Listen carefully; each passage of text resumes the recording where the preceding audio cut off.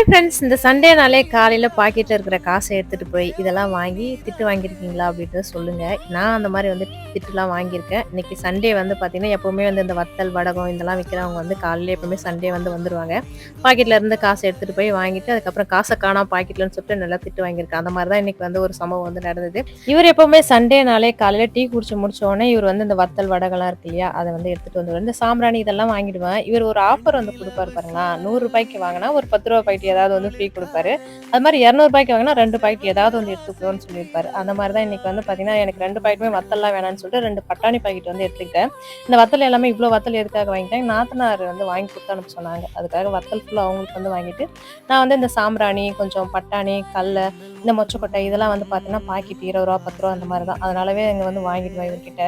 இன்னைக்கு காலையிலயும் அதே மாரி தான் ₹200 வாங்கினேன்னு கேட்டாரு. இல்ல உங்க அக்கா வீட்டுக்கு தான் வாங்கினேன்னு சொல்லி எப்படியோ வந்து தப்பிச்சுட்டேன் காலையிலேயே.